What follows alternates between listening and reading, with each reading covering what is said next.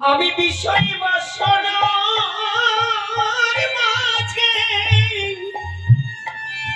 আমি ডুবে রইলাম, আমি তোমায় চিনতে পারলাম না গো, আমি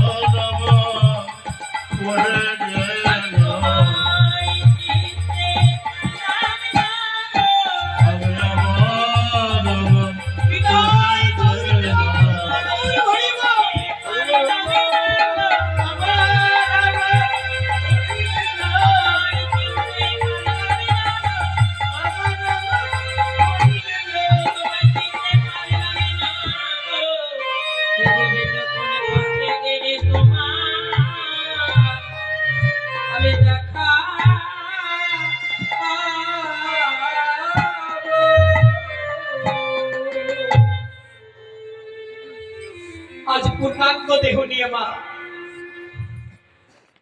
গোবিন্দের চরণে সেবা করছেন, আবার এই দিকে দেখছেন মৃতদেহ তার স্কন্ধে। বল কি অপূর্ব লীলা!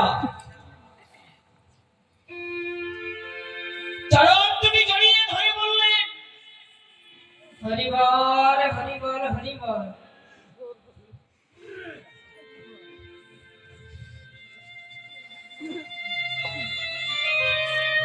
গোবিন্দ তুমি আমার সৌভাগ্যে ফিরিয়ে দাও,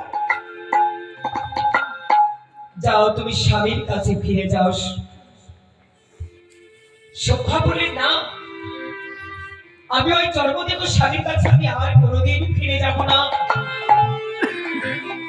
যার কাছে গেলে আমি তোমার ভজন দর্শন করতে পাই না, তোমার গুণকীর্তন করতে পাই না, আমি তোমার নাম করতে পারি না, তোমার ভজন করতে পারি না, সেই স্বামীর কাছে আমি আর যাব না।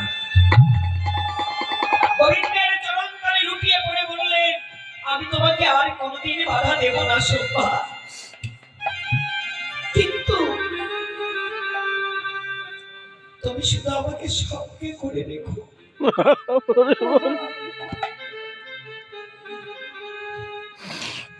যেন তোমার সঙ্গ থেকে আমাকে কোনোদিন বঞ্চিত করো না। হরিবল হরিবল হরিবল।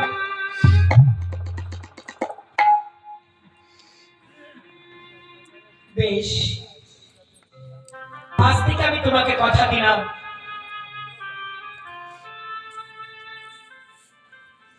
তুমি শোভা তোমার স্বামীর কাছে ফিরে যাও। শোভা বলেন, তুমি কথা দাও, যুগল রূপে যদি তোমার রাসলীলা আমি দর্শন করতে পারি, তবেই আমি স্বামীর কাছে ফিরে যাব।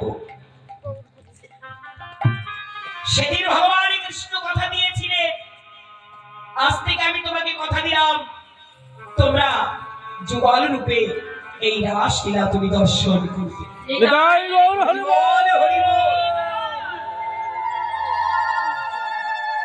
ধরার মতো যদি ধরা যায়, কেন সে ধরা দেবে না মা। যুগল রূপে তারা স্বামী স্ত্রী দুজনে আজকে রাসস্থলীতে জায়গা পেলে। এইভাবে গোপীরা আজ সবাই রাসমণ্ডলে ঘিরে দাঁড়াইলে,